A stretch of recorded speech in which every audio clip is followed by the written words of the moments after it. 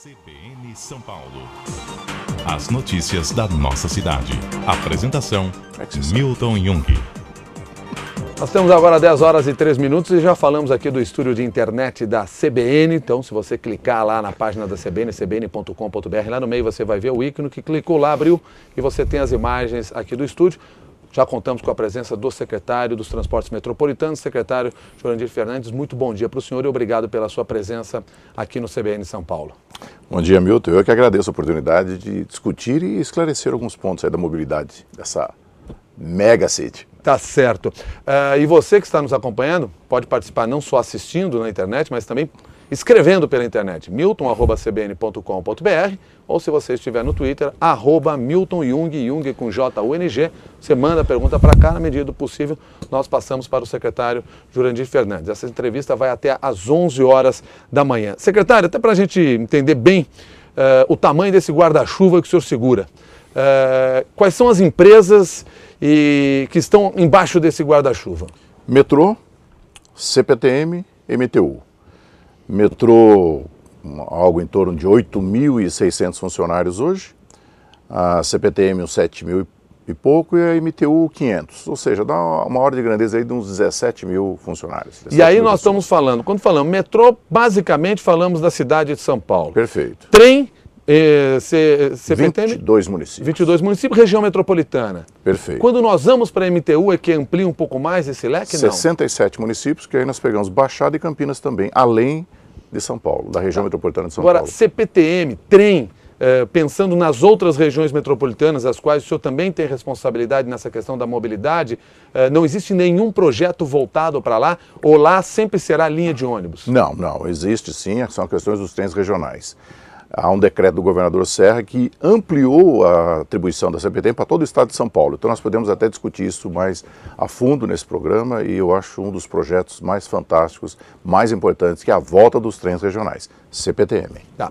Secretário, o senhor falou quantos funcionários? Algo em torno de 17.000 somadas 3 empresas. Agora, parece que esse número não tem tanto impacto quanto o número de passageiros, porque eu fico imaginando, o metrô, CPTM e MTU, quantos passageiros são transportados? Olha, hoje nós estamos com 8,5 milhões de passageiros por dia, Milton. O metrô e a CPTM, 6,5. Mais 2 milhões que está sob coordenação da MTU, 8,5 milhões de passageiros por dia. Pra você ter uma ideia, isso hoje dá algo em torno de 2 bilhões e 200 milhões de passageiros por ano. É realmente um dos números maiores do mundo, em termos de transporte coletivo, transporte de massa. Quando o senhor deixou a secretaria, ainda no governo Alckmin, e quando volta, qual foi a diferença no número de passageiros e na extensão dessas linhas todas? Eu tenho mais claro isso, Milton, de 95 para cá. Eu, de 2007 para cá, ainda posso te dar essa resposta em outras oportunidades. Mas colocando 95, que é quando começamos as gestões, desde Covas, o Alckmin, Serra, agora Alckmin, para você ter uma ideia, o número é bastante interessante. Metrô CPTM, algo em torno de 3 milhões e 200, somados. Isto? Metrô e CPTM. Quando? 95. 95. Tá. O metrô, algo em torno de 2.300, 2.400, para ser mais exato, 2.400, e a CPTM, 700 mil por dia. Então dá algo em torno de 3 milhões e 100. Hoje os dois, 6 milhões e meio. Então mais do que dobrou o transporte pelos trilhos aqui na cidade de São Paulo e nos 22 municípios da região metropolitana que a CPTM serve. A MTU praticamente está idêntico. Era alguma coisa em torno de 1 milhão e 600, está com 2 milhões, é porque entrou Campinas também. Quando o Covas iniciou o governo, Campinas ainda não era região metropolitana.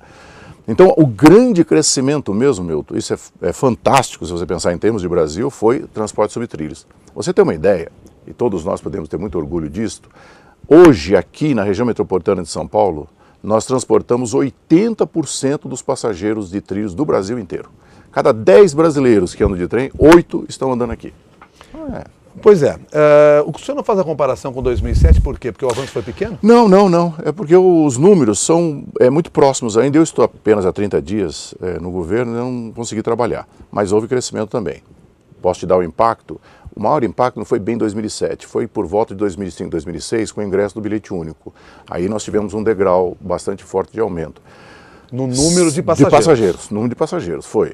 Para você ter uma ideia, o metrô, praticamente, o metrô e CPTM cresceram os dois, do bilhete único para cá, quase 50%.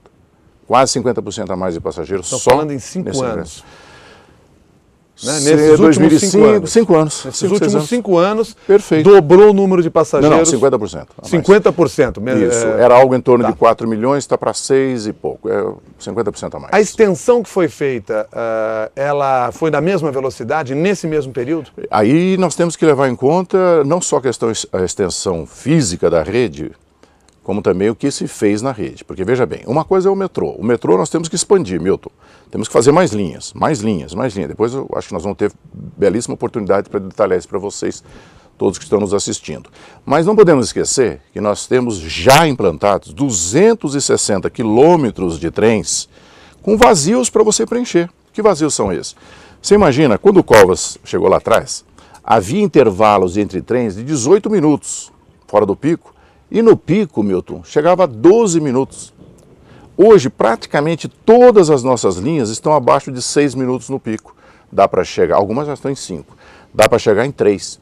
Então, no mesmo espaço, então não é por isso que eu não quero falar só em quilometragem. No mesmo espaço, a frota circulante hoje da CPTM é praticamente o dobro do que nós pegamos lá atrás. Agora, o metrô.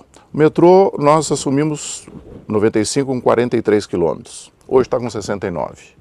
Então, algo em torno de 25 quilômetros. Está para explodir agora bastante coisa importante, né? Está aí a linha 4 que vai chegar, está a linha 5 que nós vamos fazer. Então, nós podemos chegar até 2014 com algo em torno de mais 30 quilômetros. Mas vamos detalhar daqui a pouco. Bom, secretário, com tudo isso, o senhor falou aí 8 milhões de passageiros, isso em números redondos, quantos mesmos funcionários? 17 mil funcionários em todas as quanto dinheiro no bolso para fazer isso? Qual é o orçamento no estado de São Paulo nessa sua secretaria? Olha, somando toda a secretaria, isso com a parte de custeio e investimento, isso dá em torno de 6 bilhões de reais. A maior parte, a nossa secretaria, a secretaria que o Dr. Geraldo Alckmin encarregou, é a secretaria que mais tem aporte de investimento. É muito pesado o investimento. Então é uma secretaria que tem um orçamento hoje maior do que 3 vezes, 4 vezes o orçamento de uma cidade como Campinas, por exemplo, que é uma cidade importante. Então é uma secretaria bastante pesada. Mas aí me permite entender o seguinte, nós estamos falando do orçamento da sua secretaria. Não é necessariamente o dinheiro que vai se ter para investir em linhas de metrô, porque o dinheiro que vai para a linha de metrô pode ser dinheiro privado. Ou não? Como é que funciona isso? Pode, mas hoje nós temos uma linha só, né? Hoje o recurso privado só entrou na linha 4 porque nós temos uma PPP. Agora, há que se lembrar o seguinte, esse dinheiro é praticamente dos 6 bilhões, 4 bilhões é investimento, e você fala, mas você só gasta 2 com esses 17 mil funcionários, é que nós temos a tarifa. O metrô, Milton, o metrô de São Paulo, ele é autossuficiente, ele se cobre. O que ele não cobre são as gratuidades. Então o governo paga a gratuidade, o que eu acho que é importante. O governo pagar a gratuidade, porque são leis que surgem, o governo aprova ou veta, então se aprova uma gratuidade, o metrô não pode arcar sozinho com isso. O metrô é uma empresa chamada independente. Ele tem que dar solução para a sua receita e despesa. A CPTM não. A CPTM, pelo fato de percorrer largas distâncias, para você ter uma ideia, nós transportamos de Jundiaí até Mogi das Cruzes, dá mais ou menos 110 quilômetros, com a mesma tarifa, R$ 2,65. Então a CPTM ela é subsidiada. Algo em torno de 450, 500 milhões de reais por ano, o governo põe na CPTM para fazê-la funcionar. Bom, nós falamos do orçamento. Quando o governo fala, o governo Alckmin diz assim, dinheiro congelado, obras vão ser mudadas, calendário vai ser novo, isso não é uma demonstração de que não há tanta prioridade assim ali? Nossa, pelo contrário. A sua área, por exemplo, teve quanto de dinheiro que vai ter que ficar congelado, já que 10%, todo mundo usa? 10%, mas sabe o que eu acho? Esse contingenciamento é um freio de arranjo, sempre que você chega, isso é normal, né? Você dá uma ajustada para fazer previsões do que pode acontecer até o final do ano. Porque quando você faz o orçamento, Milton, você prevê, digamos, o orçamento desse ano foi previsto uma taxa de crescimento de 4,5% do PIB, com inflação de 4,5%. Mas e se não der isso? O governo não pode chegar lá em novembro e pedir desculpa para toda a população e dizer, olha, errei. Não. Então faz um contingenciamento. Isso é normal. No nosso caso, o contingenciamento atingiu justamente aquilo que está parado. Mas não está parado por causa do Geraldo Alckmin ou por causa desse secretário, porque está na justiça.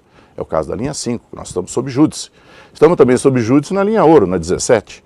Então esses dois casos não nos afetam em nada, não é uma medida de contenção, é uma medida que o Geraldo aproveitou. Dizer, o que não afeta é o congelamento, porque não teria como haver o investimento nessa situação. É verdade. O que afeta é a discussão judicial que impede o trabalho nessas duas linhas. Perfeito. Agora eu queria entender, ainda pegando a questão do dinheiro, entre o que se faz numa campanha e entre a realidade que se encontra numa secretaria, sempre uma enorme diferença. O calendário de expansão, do plano de expansão do governo do estado no metrô e no trem, ele já voltou para a realidade? Aquelas promessas da campanha vão ter todas revistas e agora já se tem um calendário mais claro do que vai ser realmente entregue em 2011, 2012, 2013, dentro do que já vinha sendo estudado? Eu estou muito seguro que eu participei do programa de governo do Geraldo Alckmin. Participei de todas as, digamos, promessas de campanha, vamos dizer assim. No nosso caso, eu chamo de compromisso mesmo. Não é nem prometer, é compromisso porque está aí. E nós estamos dizendo com todas as letras, a linha 4 vai ser entregue completamente. Desculpa, lembra para nós o seguinte, nós estamos conversando para várias pessoas e alguns até já estão morando do lado da linha 4. Outros não têm a menor ideia do que é a linha 4. A linha 4 vai de onde para onde? Pois não, desculpe, eu vou ser um pouco mais didático. A gente fica preocupado com o tempo, você vai me corrigindo, Similton. A linha 4, aquela linha que vai sair lá da Vila Sônia, vai passar por toda a linha Francisco Morato, sobe toda a Rebouças, depois desce a Consolação até chegar na Luz, esta linha vai ser completamente entregue, Milton, até dezembro deste ano. Até dezembro deste ano. Compromisso. Mas, vamos lá? Então vamos dar detalhes. O problema são os mas, né? Não, mas o mas aqui é bom. Bom. O mas aqui é bom. O mas é uma partícula adversativa, né? Diz os nossos professores de português, mas nesse caso aqui ela é boa, você vai ver. Vamos, e o Geraldo tem insistido muito nisso, o governador fala, Jurandir, vamos ver o que é possível antecipar e já ir entregando. Não temos que fazer a obra inteira ficar pronta para entregar, vamos entregando. Então nós estamos fazendo o maior esforço e vamos cumprir. Primeiro semestre, nós vamos entregar Butantã e Pinheiros. Mas o que significa entregar Butantã e Pinheiros? Também não é entregar e deixar funcionando só um pouquinho, 2 horas por dia, não. Então nós vamos entregar Butantã, depois vamos entregar Pinheiros, funcionando ainda das 8 às 15, como está hoje, das 8 às 15. Depois nós vamos fazer a integração da estação Pinheiros com a linha 9 ali da Marginal. E depois nós vamos passar para período integral. Então no primeiro semestre, eu venho aqui de volta, você me chama, se eu não tiver um compromisso mesmo. Nós vamos fazer Butantã, Pinheiros, integração e o horário completo. No segundo semestre, nós vamos fazer a entrega de República e Luz e depois dar o período integral. A linha 5, eu não tenho como responder a vocês, porque nós estamos sob júdice. A linha 17, infelizmente, qual que é a linha 5? Você bem lembrou. A linha 5 é aquela linha que está hoje, que vem do Capão Redondo, está parada no Largo 13 e que nós vamos estender para aquela região de Moema, Ibirapuera, até São Joaquim, depois Chacaclabim. Infelizmente, esses 11 quilômetros, que já tem contrato assinado, licitação, licença de instalação, licenças ambientais, está tudo pronto, sofreu uma denúncia, né, de um jornalista, num grande jornal aqui da capital, que teria havido um possível conluio entre os participantes do certame. Não há nenhuma acusação sobre nós do metrô, há uma denúncia sobre o mercado, então está sob júdice. Bom, isso eu não posso dar prazo. A linha 17 Ouro, aquela que vai até o Morumbi, essa linha é importantíssima para nós também, porque ela vai ligar ali embaixo, no Jabaquara, a linha do metrô, a linha 1, também com o aeroporto de Congonhas. Nós estamos falando daquela que vem lá da Zona Sul, né? Isso, passa aqui. Não é, quando fala Morumbi, muita gente lembra da outra linha que vai lá pela Vila Sônia, mas nós estamos falando da linha que vem por trás. Que, inclusive, essa é uma linha que está se prevendo em monotrilho. Monotrilho. Continua esse projeto? Continua. Com todas as pressões que existem em alguns setores da região? Te falo já, 2 pressões. Mas vamos lá, primeiro... 2 pressões, dos trechos, mas há uma pressão enorme também a favor. Né? Não podemos esquecer que então, vamos lá. A comunidade... A linha 17. Essa está sob júdice. Foi dada uma liminar à população que é contrária à linha, solicitou uma liminar suspensiva, suspendemos a obra, estamos aguardando, estamos nos defendendo para derrubar a liminar. Mas essa obra também já tem uma engenharia financeira pronta, tem o financiamento da Caixa Econômica Federal, Tem também dinheiro de água espraiada, da operação urbana, do prefeito Kassab. Não, essas duas estão paradas não por nossa vontade. O que tem dependido de nós, que é a continuidade da linha 4, aquela linha da Vila Sônia, nós estamos tocando a todo vapor, e estamos tocando também, o que está nos dependendo de nós, a linha Tiradentes, que é a extensão da linha da Paulista. Então, na minha área, Milton, não há nada que tenha algum sintoma de congelamento, pelo contrário. Bom, então nós vamos falar aqui, em 2011, entrega essa linha Vila Sônia, toda que é a linha 4, e o senhor disse que algumas estações podem ser entregues antes ainda. Duas delas, que é a Butantã e Pinheiros, vão ser entregues no primeiro semestre. Das coisas que as pessoas...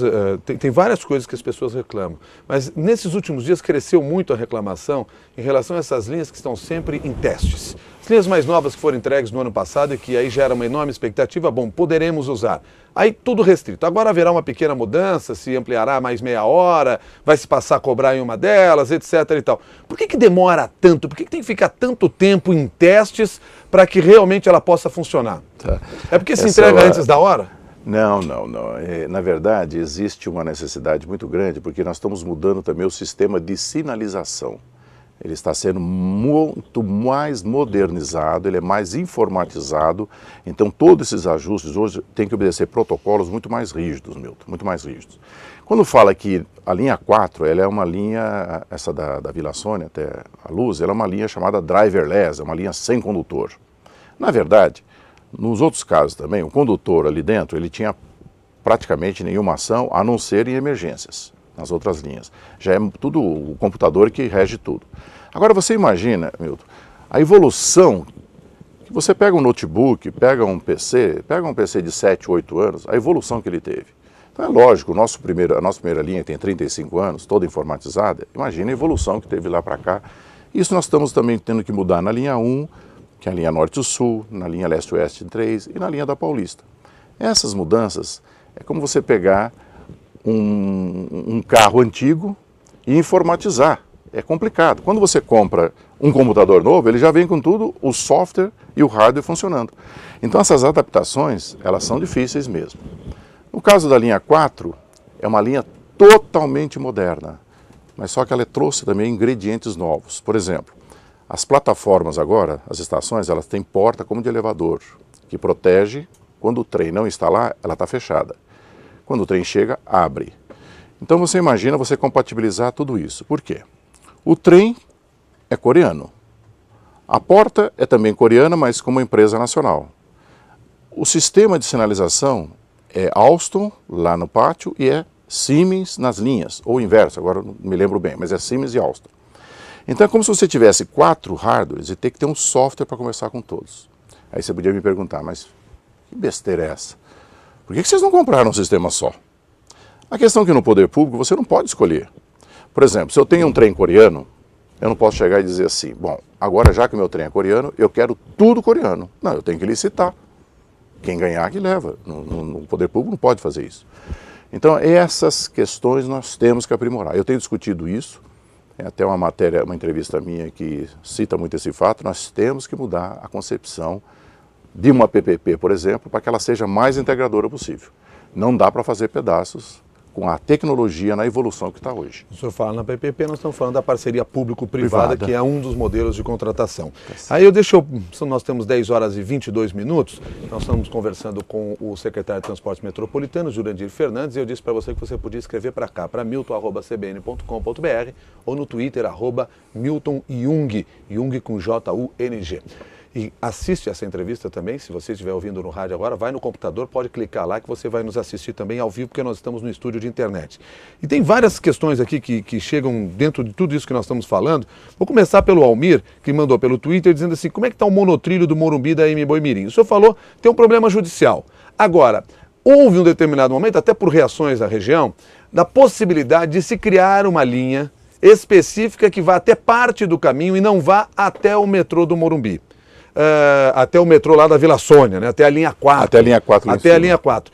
Isso ainda está em estudo, não é possível, a ideia é passar monotrilho mesmo, não tem como fazer subterrâneo. Como é que fica essa ideia? O projeto continua sendo monotrilho, Nós estamos discutindo com a população, recebi já 2 entidades, vou receber outras entidades agora, que são favoráveis, que é a comunidade de Paraisópolis, e o projeto hoje ainda permanece sendo monotrilho. Milton, por quê?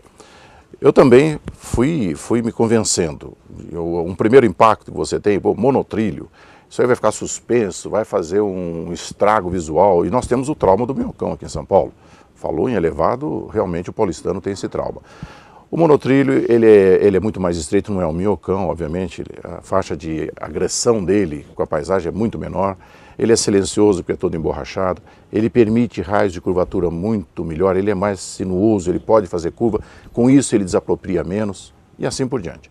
Você fazer enterrado não é em qualquer lugar também que você pode fazer isso.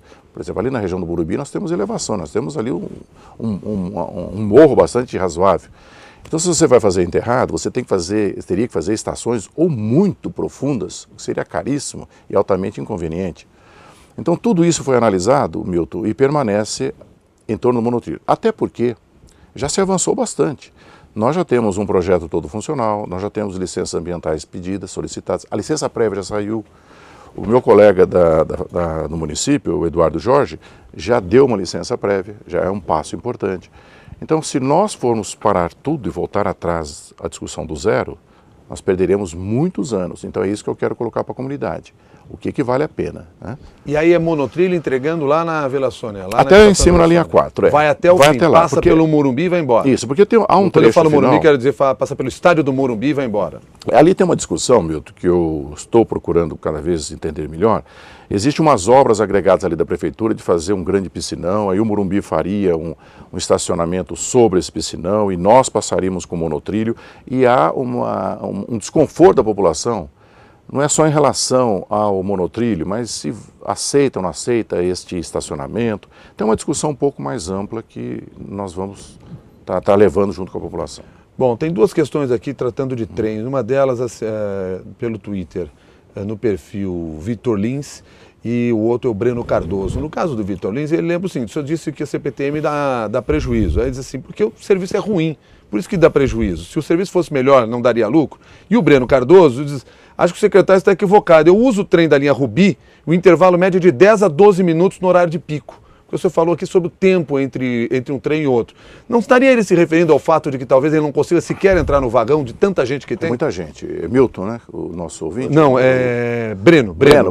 Tem o Breno e o Vitor Lins. O Vitor Lins fala sobre CPTM e o prejuízo. Então vamos falar primeiro da questão do prejuízo. Não é prejuízo. A CPTM é uma entidade pública, ela presta um serviço público, então não tem esse critério de lucro ou prejuízo. O que ela não cobre, a receita que nós arrecadamos, não cobre as despesas necessárias. Por quê? Porque deliberadamente a tarifa é uma só e é 2,65, como eu disse, seja de Jundiaí até Mogi, ou seja aqui dentro, é a mesma tarifa. No mundo inteiro se cobra tarifas, no mundo rico, vamos dizer assim, né? Se cobra tarifas por zonas. Tem Paris, tem Londres, tem Madrid. Quanto mais distante, mais alta a tarifa. Aqui no Brasil, por uma questão social, quando o pobre, as pessoas de mais baixa renda forem empurradas, Milton, para as periferias, seria uma tremenda injustiça social você ainda penalizá-las com tarifas mais altas. Então procura-se o Estado cobrir essa diferença. Quanto à questão, não há intervalos na hora de pico de 12 minutos. A linha Rubi, me desculpe, eu não sei ainda por cor ou por pedra preciosa, que número que é? 7, por acaso? Ele falou apenas como Rubi aqui. Mas se for, eu não decorei. O senhor não decorou os nomes, imagina eu. Não, o número eu decorei. Sim, pois é. Mas eu não sei se ela é Rubi, se é Jade, é Ônix, ou é Esmeralda. Porque isso tudo trocou agora na última administração. E às vezes eu me confundo um pouco, eu não sei se é cor ou é pedra preciosa, então eu fico um pouco confuso. Mas se for o caso da 7, a partir de Francisco Morato até Jundiaí, de fato os intervalos são menores, porque nós injetamos de Francisco Morato para cá, a cada 2 composições, uma que vai até Jundiaí. Então ali naquele trechinho, lá em cima, Francisco Morato para cima, sim, que o intervalo é o dobro. Mas só lá de Francisco Morato para Jundiaí. Para lá. Para lá. Tá. Aqui, dentro da região metropolitana de São Paulo, Milton, não tem nenhum intervalo maior do que 6 minutos. Eu lhe fiz uma pergunta aqui agora há pouco sobre essas linhas que ainda trabalham numa operação assistida. O senhor explicou o porquê acontece, mas o que o cidadão quer saber mesmo, e fica muito claro quando me mandam as mensagens aqui, assim, quando é que elas vão deixar de ser assistidas e vão trabalhar em tempo integral? Isso. Então vamos lá. A linha 4, completamente em tempo integral. Nesse trecho que já existe, funcionando. Nesse trecho que existe, primeiro semestre, que eu falei. Nós vamos inaugurar. Você precisa de mais 3 meses, pelo menos. Por quê? Porque nós vamos inaugurar, é bom o ouvinte até que todos esclareçam isso. Eu também fico ansioso, eu também quero. Por que não funciona tudo? Os técnicos explicam e é bastante razoável. Veja bem, se nós botarmos tempo integral, essas duas que estão lá na ponta hoje, que é Faria Lima e Paulista, as duas estações de trás que nós estamos inaugurando, que é Butantã e Pinheiros, elas ficarem em tempo parcial e as outras em tempo integral, prejudica a obra que vai em direção à República. Então nós temos que prever isso tudo, porque nós temos que passar os trabalhos noturnos, depois das 5 horas, nós fazemos todo o trabalho de República, Luz para frente, Mackenzie, etc. Então é por isso que a gente está fazendo reservas de horários. Agora, no final do primeiro semestre, isso já está equacionado, toda essa parte de baixo, repetindo, Butantã, Pinheiros, Faria Lima e Paulista, então de Butantã até Paulista, todinha tempo integral, primeiro semestre. No segundo semestre, a linha inteira, de Vila Sônia até na Luz. O senhor participou ontem de um encontro em que estavam secretários do governador Geraldo Alckmin com secretários do prefeito Gilberto Kassab. Do ponto de vista de metrô, transporte na cidade, mobilidade, alguma decisão, algum acordo, o que foi discutido? Na segunda-feira nós vamos apresentar os detalhes a toda a comunidade, a toda a imprensa. Mas algumas coisas... está rápido, hoje é sexta, é só falar hoje. Não, mas é verdade, não há que... Em termos gerais, Milton, está muito rica a relação, porque há muito por fazer juntos com o município. Então, por exemplo, no que diz respeito à minha área, nós temos a preocupação de 2014. Olha, eu vejo com muita tranquilidade o acesso, se for lá no Corinthians, em Itaquera, ou mesmo aqui no Morumbi, se fosse aqui, o acesso para o estádio, seja para que direção for, está tranquilo. No caso de Itaquera, você pensa bem o seguinte, nós temos um metrô para lá e em paralelo nós temos o Expresso Leste. Os dois têm uma capacidade de 120 mil passageiros hora numa direção. E no dia de jogo, você tem feriado. Imagina, quando a Copa não foi aqui, já era feriado, sendo a Copa. E sendo feriado, o acesso, então, nesses dois troncos é mais do que suficiente. O estádio tem 65 mil a capacidade, nós levamos 120 mil numa hora. Então, em meia hora você lota o estádio. O problema é a microacessibilidade. Como vir dos aeroportos, como ir dos hotéis para os restaurantes, para os museus, enfim. Quem vem para uma Copa vem também para o turismo. Então, essa foi uma questão que foi bem discutida. Há outras questões também que são guarda-chuvas, ou seja, nós precisamos fazer convênios melhores assentados com a Prefeitura no que diz respeito a passarelas. A CPTM está fazendo 18 passarelas. Então nós fazemos a passarela e entregamos para a Prefeitura. Então a Prefeitura tem que fazer a iluminação, manutenção. Tipos como este que eu estou te dando exemplo. Outro caso, corredores. Nós estamos construindo corredores que vem um corredor lá de Guarulhos e vai entrar em São Paulo. Aquele de Diadema entrou em São Paulo, então tem que haver também convênio com o município, porque o município participa da administração do corredor. Vou te dar um exemplo. Nós compramos os semáforos, então nós doamos os semáforos para a CT, porque é ela que coordena o semáforo. Não pode a IMTU ficar coordenando o tempo de verde e vermelho dentro de São Paulo. Então são ajustes desse tipo que estão indo muito bem. E há projetos interessantíssimos aí pela frente. Agora, às vezes não parece que falta um diálogo. O senhor citou esse corredor lá de Diadema, que vai até a Zona Sul, vai até a região da Berrini. Berrini, verdade. A gente vê que ali tem linha de ônibus que anda no corredor, linha de ônibus que anda fora do corredor. Não tem como concentrar isso. Se tem um corredor que pode facilitar a vida de todos que estão no ônibus, por que os ônibus se espalham na avenida? Você tem toda a razão. É um dos pontos que eu mais discuti essa semana com o Marcelo Branco, que é o secretário do município, colega e muito participativo e colaborativo. Precisamos fazer esses ajustes. É que ainda passam linhas por ali de vans ou de micro-ônibus que não comportam uma porta à esquerda e o corredor é porta esquerda. Então o que nós vamos fazer? Tem que mudar itinerário. Eles têm que ir para outros cantos. O que a população não aceita, você tem toda a razão, é você ter um corredor, ônibus passando aqui e ônibus passando na outra faixa. Pior, o ônibus passando na outra faixa está travado no congestionamento. Quer dizer, ele está sendo prejudicado. E às vezes também, Milton, o que acontece? Ele sai, ele aproveita um pouco o corredor, depois volta para parar porque ele não tem porta à esquerda. Então esses ajustes são fundamentais, você tem toda a razão, precisamos fazê-lo. Agora, isso vai sair? Isso é uma Sim. conversa que já está ocorrendo. Tá. Nós temos na cidade de São Paulo, por exemplo, algumas estações de metrô que estão superlotadas pela quantidade de pessoas que chegam, e uma das responsabilidades é a quantidade de linhas de ônibus que chega até lá. Na gestão passada, estava difícil o diálogo para fazer com que essas linhas fossem redistribuídas. Até porque há interesse também do setor empresarial de ônibus de continuar fazendo esse trabalho em vez de levar para outras estações. Vai ter, inevitavelmente, que fazer essa redistribuição em alguns lugares da cidade? Olha, você tocou num ponto, Milton, que chega a ficar um pouco irritado, né? Essa história de ficar seccionando linha, jogando tudo para o metrô e para o trem, tem que ter um equilíbrio. Você tem toda a razão. Guaianazes, por exemplo, não estamos comportando. Toda a linha de ônibus... É a maior encrenca, talvez, toda linha de ônibus, organização. Toda linha de ônibus quer parar em Guaianazes. Joga para o metrô. Não, espera um pouco. Estou encontrando uma colaboração muito grande, tanto o Marcelo Branco, secretário de Transporte, o Bucalém do Planejamento e o próprio prefeito. Tanto é que o prefeito Kassab, há 2 semanas atrás, se eu não me engano, eu fui convidado, e a mídia também, vocês lembram, ele lançou um corredor de ônibus também na Radial Leste. É preciso fazer com que haja outras formas de transporte e não jogar toda a carga de mobilidade em cima do metrô da CPTM. Ou pelo menos da mesma estação.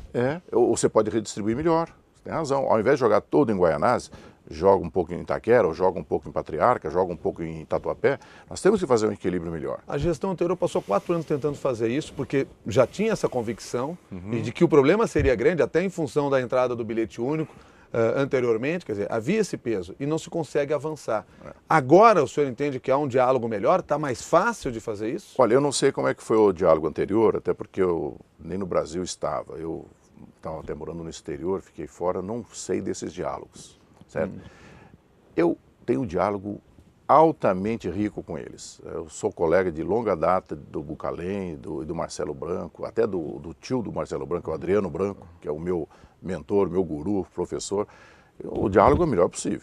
O difícil é conversar com os empresários de ônibus que vão ter seu interesse atingido também ou não? Não, empresário de ônibus, você dá a regra do jogo, você faz a regra. Eles não podem impor, é uma concessão. Pois é, aí e esse era um conceito que começou a ser trabalhado na gestão anterior, não chegou a se avançar muito, que é a questão da autoridade metropolitana. Porque assim como nós temos esse problema hoje aqui na cidade de São Paulo, da redistribuição das linhas, quando se vai para a região metropolitana, e o trem está aí exatamente para isso, parece que a situação fica até mais complicada, porque são muito mais cidades para se negociar e se conversar.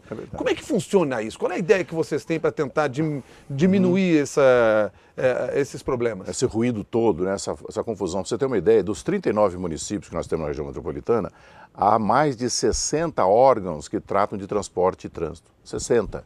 Você tem os órgãos de trânsito, os órgãos de transporte, nesses 39 municípios, você tem o DETRAN, você tem órgãos estaduais do tipo DR, você tem DERSA que entra com as rodovias aqui perto.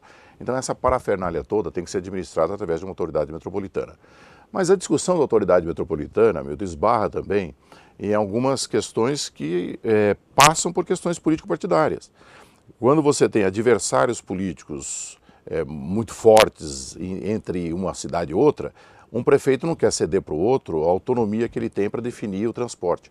Porque isso, vamos ser bem claros, também não é só a pouca vontade do prefeito. Pensando na Constituição, a Constituição brasileira, ela não é federativa Estado, ela é quase que municipalista mesmo. Ela definiu, Milton, que a questão do transporte é de responsabilidade do município. Então, em última instância, o município que define. O que nós estamos buscando? Através de ações conjuntas, discussões, nós estamos criando um ambiente de decisões conjuntas, apesar de não ter uma lei. Por exemplo, a questão de você definir corredores em comum entre os municípios, está andando bem. A questão de você definir a integração, está andando, vem vindo. Você vê hoje São Paulo tem uma massa de integração importante. Podemos até detalhar se os ouvintes quiserem. Agora, não existe um arcabouço institucional, não existe um espaço que defina entidade metropolitana ainda. E há como criar isso? Só por PEC. Tem que ser um projeto de emenda constitucional. E aí nós estamos falando lá em Brasília. Aí é lá em Brasília. Tem que mexer lá em cima. E diz o seguinte, Quando você faz uma emenda constitucional, você sabe como começa, não sabe como termina, porque aí muita gente pega carona, aí já quer enfiar saúde, educação, transporte, saneamento básico, drenagem, aí o mundo fica grande. Demais. Há 2 ou 3 problemas hoje que são sintomáticos na questão metropolitana, Milton. Um deles é a mobilidade. E a mobilidade, não podemos pensar só metrô. Você bem disse na abertura do programa, mobilidade é muito mais abrangente. Nós temos que pensar desde a calçada do cidadão que sai da casa dele, pega o ônibus ou micro-ônibus, bicicletas, ciclovias, bicicletários, ônibus de médio porte, corredores, metrô e trens. Tudo isso é mobilidade. Um outro problema gravíssimo também é a questão da drenagem, da macrodrenagem. Nós estamos sofrendo. A macrodrenagem também não é só uma questão de gestão de recursos hídricos. A gestão do lixo, por exemplo, afeta totalmente a questão da drenagem. Então, há problemas que eles são muito mais abrangentes do que só o foco. Na questão da mobilidade, eu gostaria de ressaltar, por exemplo, o uso e ocupação do solo. Se você tem uma cidade burra, que foi planejada ao acaso, onde todo mundo mora num lugar e trabalha no outro, é o que está acontecendo. Agora, a percepção, eu vi isso pela pesquisa de mobilidade que nós fizemos aí pela a NDP apresentou, a população começa a ter essa percepção. Ela nota que existe uma evolução dos transportes, um esforço, e a expectativa dela para o futuro é bastante interessante, é positivo. E já há pessoas, olha que interessante, que trocam emprego para ficar mais perto da relação casa-trabalho. Já há pessoas que falam, não, eu não vou ficar trabalhando lá porque está muito longe da minha casa. Ou então, eu vou morar lá perto. Então, essa tendência está se manifestando. Bom, outras questões que chegam aqui, chegam de fora. O Adriano mandou pelo e-mail o seguinte, ele quer saber da linha para Guarulhos. Como é que a gente vai resolver o problema de Guarulhos, que é a segunda maior cidade do estado? Bom, o Milton, nós tínhamos preparado, prontinho, já estava para ser submetido para a sociedade, para o mercado, digamos assim, o Expresso Guarulhos e o Trem Guarulhos, assim como para Campinas. Aí o senhor me permita fazer Aí entrou, parênteses. Pois não, lógico. Quantos anos o senhor esteve no governo Alckmin anteriormente? 6 anos. 6 anos. Isso. Eu devo ter conversado com o senhor 4 anos, pelo menos, sempre no final do ano. E todo ano eu fazia questão de lhe perguntar o seguinte, como é que está essa discussão da linha que liga Guarulhos a São Paulo? E aí o senhor fala, agora está num processo de estudo, agora está não sei o que, na licitação, não sei aonde. Só que aí chegou uma hora que aí disseram, não é mais nada disso, isso não está na mão do Estado, quem faz é federal. Você lembra por quê? Em 2005 o que aconteceu? Foi lançado pelo governo federal o trem-bala, o TAV. E o traçado dele estava em cima. Exatamente em cima desse Expresso Guarulhos. Acabou tudo ali. Eu acho que o governo Serra foi justo, ele fez bem, ele tirou o projeto, porque não havia condições de você pôr no mercado uma disputa dessa estragando o trem-bala. Agora o transporte dos passageiros de Guarulhos para a cidade de São Paulo vai depender então do trem-bala? Não, o doutor Geraldo Alckmin, o governador, já separou. Nós estamos tratando agora do trem de Guarulhos. O trem para o aeroporto, nós vamos esperar a decisão do trem-bala. O trem de Guarulhos está na ordem do dia. Nós vamos ter que começar por aí. Então já existe o plano funcional, existe aquele traçado que sai ali da região da USP Leste, vai até o Zezito Magalhães, lá o SECAP. O corredor de ônibus já está em obras, que vem do Taboão até o SECAP, isso já está em obras. O corredor de ônibus já está andando. Então, a nossa ideia é dissociar os dois, para não ficar esperando a definição de mais 5, 6 anos do expresso, do trem do Rio-São Paulo, que é o trem-bala. Até porque ainda não sabemos se o trem-bala efetivamente vai servir ao aeroporto ou não. Há quem diga que o trem-bala vai servir a cidade de São Paulo, Campinas e Viracopos, mas que o serviço do aeroporto, o trem-bala, poderia deixar então para que o governo de São Paulo implantasse. Nós estamos com bons entendimentos com a NTT, né? O Bernardo Figueiredo é uma pessoa que eu tenho boas relações, então nós estamos esperando, dia 11 de abril, a proposta do trem-bala, quem vai fazer a proposta, se vai cobrir ou não o aeroporto. Quer dizer, vai depender disso para resolver essa questão. Uma outra coisa que me passaram aqui agora, o Everton quer saber assim, na CPTM as obras de extensão do Expresso Leste até Suzano estão em ritmo de tartaruga. Estação Ferraz nem começou ainda. Não, a estação de Suzano, por exemplo, está adiantada. De Ferraz ela vem antes. O importante é você resolver Suzano, que é onde você vai fazer toda a integração também da antiga linha F, que é chamada linha 12 hoje. Agora, ele talvez não tenha notado, mas o número de trens, independente da estação estar pronta ou não, nós estamos levando adiante. O número de trens. O número de trens. Nós compramos mais 9 trens agora para servir até Suzano. Essa compra já foi feita, contratada. Quando é que começa a rodar o trem? Leva 18 meses. Porque no Brasil, entre comprar e botar a rodar, vai uma diferença tremenda. A gente viu aí em alguns estados que você tem trem parado há não sei quanto tempo. Sim, Milton, mas veja bem. Se não me engano, Salvador é um deles. Salvador tem 18 trens lá encostados. Parado lá, vai para o museu. Aqui não tem trem parado. Aqui, pelo contrário, nós precisamos de trens e chegou, vai rodando. Pra você ter uma ideia, só agora, neste período até agosto, isso não é mais promessa, não vai comprar, não tem licença ambiental, não tem licitação, não tem nada. Estamos recebendo 23 trens. Multiplica isso por 8, porque cada trem tem 8 carros. 24 vezes 8, 184 carros. Mas nós estamos falando de um ano e meio ainda para colocar. Não. Vai chegar até agosto agora, esses trens já estão comprados. Isso já está chegando. Então, a frota ela está aumentando a olhos vistos. Se não estivesse, Milton, veja bem, nós estamos transportando, eram 700 mil passageiros na CPTM. Hoje são 2 milhões e 400, 2 milhões e 500. Se não tivesse mais trens, não teria jeito. O leitor também, não sei se ele lembra, o nosso ouvinte. O que aconteceu em 1995, 96, 97? Morria, Milton, 200, 250 jovens por ano só na CPTM. Eram os surfistas e os pingentes. Quantos pingentes morreram ano passado? Não sei se ele sabe. 0. Morreu nenhum. Quantos surfistas morreram nos últimos 3, 4 anos na CPTM? 0. Então mudou. Então vamos ser. Pois mudou. Mas aí entra o peso do quando o cidadão vai sair de manhã cedo da sua casa, vai para dentro de uma estação, primeiro que ele já pega um ônibus, o ônibus está lotado, larga ele na estação, chega na estação, está mais lotado ainda, porque são vários ônibus sendo despejados lá naquela estação. Aí ele não consegue pegar o primeiro trem, o segundo trem que ele entra, ele está apertado, conforto zero naquela e é jogado lá numa outra estação. Enfim, e aí faz tudo isso e paga R$3 pela tarifa. Aí nós temos visto na cidade de São Paulo uma discussão em relação à tarifa de ônibus, etc. e tal.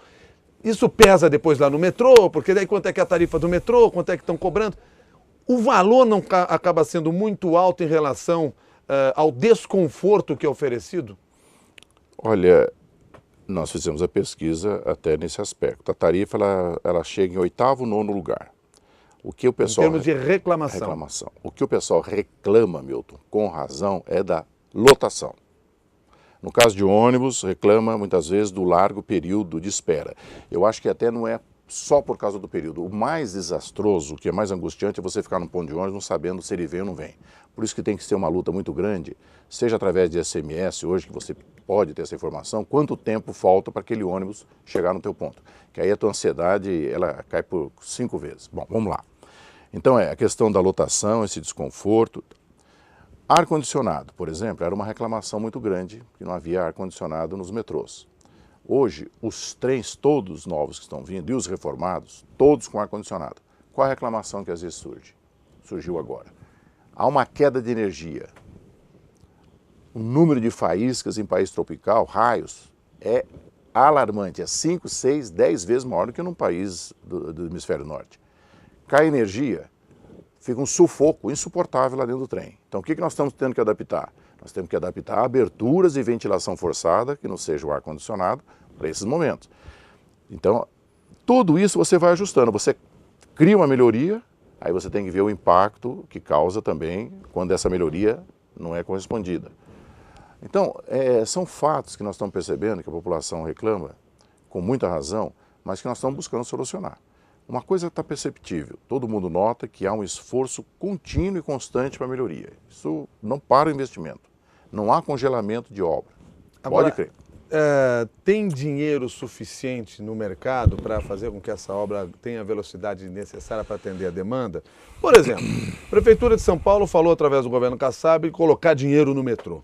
Esse dinheiro que vem da cidade de São Paulo, ele realmente ajuda em alguma coisa? Opa. Teria que vir em maior volume? O que a Prefeitura realmente colocou de dinheiro no metrô de São Paulo? 1,950 bilhões é o compromisso da Prefeitura para com São Paulo. Ela já colocou 1 bilhão. Vai colocar agora os 950. Colocou 1 bilhão. Isso eu já conferi agora, esses dias passados. Nessas discussões nós estamos fazendo os novos convênios com a prefeitura, então está sacramentado. Existe até dinheiro depositado em conta vinculada da linha 17, por exemplo, a linha lá do Morumbi tem 334 milhões da prefeitura numa conta vinculada que nós não conseguimos usar. Vocês falam assim, aquela linha do Morumbi, o pessoal escreve para mim, só fazem linha para rico, se lembrar que é a linha da Paraisópolis. Paraisópolis, tudo. É importante lembrar um pouco isso. É, mas o Paraisópolis está no bairro todo Morumbi. Exatamente, eu sei. Você tem razão. Não, é porque eu mesmo recebo, às vezes, reclamação, o pessoal diz, você só fala das linhas dos ricos, entendeu? Só que quando nós estamos falando dessa linha, vai beneficiar exatamente uma população, e a que mais briga lá nessa região, que é essa região lá da Paraisópolis. Mas vamos lá, você está falando assim, dinheiro da prefeitura. Está sendo comprometido, vem vindo, tá certo. Agora, quais são os outros recursos? Eu acho interessante isso. Operação urbana, o prefeito está disposto a colocar todo o recurso de operação urbana, os chamados CECAPs, aqueles certificados de ampliação da altura do prédio, do edifício, do uso, né, do espaço, todo esse certificado vir para o metrô. O que é melhor até do que fazer uma ponte bonita, estaiada de 450 milhões. Eu prefiro colocar em metrô. Então isso está na ideia dele, está correspondendo. Água Esplaiada, Faria Lima, veio o dinheiro da Faria Lima para a linha 4.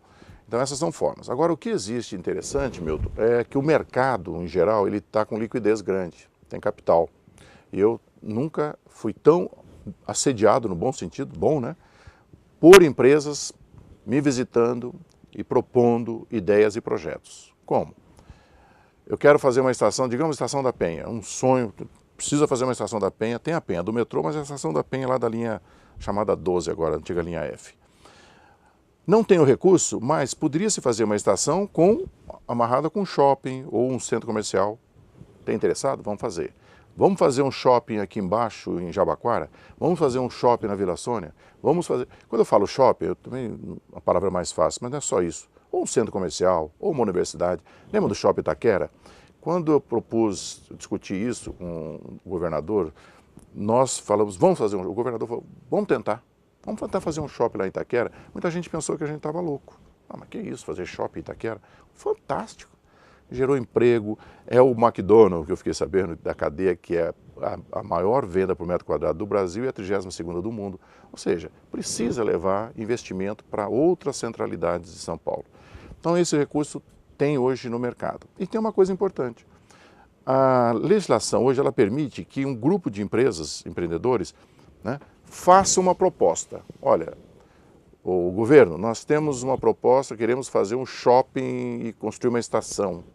Então o que você tem que fazer? Você pega essa proposta, você governo, analisa, vê se ela é coerente com o projeto da cidade, aprova. Ao aprovar, você submete à comunidade através do Diário Oficial, você faz uma consulta pública. Olha, alguém quer entrar nesse empreendimento? E deixa lá por 30 dias, 40 dias. Outros interessados poderão surgir. Se alguém fizer uma proposta mais vantajosa, esses que fizeram todo o estudo são ressarcidos por esse grupo que ganhar. Ou ele próprio ganha e já toca para frente. Então, com isso, você tem mais agilidade. Antigamente, você não podia fazer isso. Se tem dinheiro, se tem interesse, por que, por exemplo, alguns...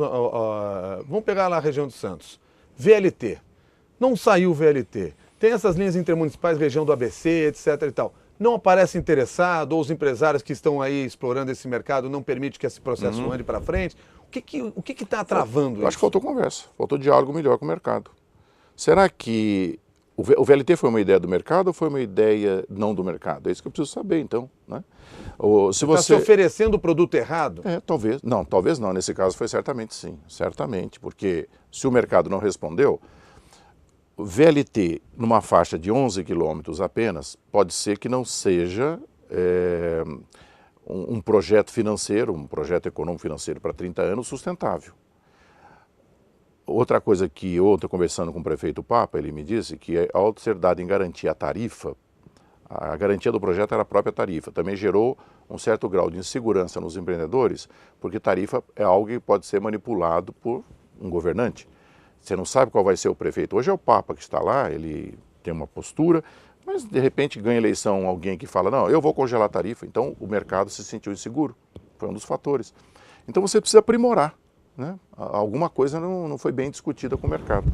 Só para fechar aqui, o José Marcos me cobrou o seguinte, que o senhor falou lá na frente, não, porque na segunda nós vamos fazer vários anúncios, etc. e tal. O senhor me explicou algumas coisas, nós falamos sobre corredores, em função da conversa com o prefeito, que o senhor teve com o prefeito. O que ele disse que ele não entendeu o que vai ser anunciado. Deixa eu resumir. No meu caso, no caso da minha secretaria, é Marcos, o nosso... José. No nossa secretaria, nós vamos fazer um convênio sobre o uso de passarelas e passagem nível. Vamos fazer convênio também sobre a questão dos corredores de ônibus e sobre o uso comum de terminais. São esses três. Para dar um exemplo para você, nós estamos fazendo 18 passarelas na CPTM. Depois entregamos à prefeitura. Então a prefeitura tem que iluminar, manter.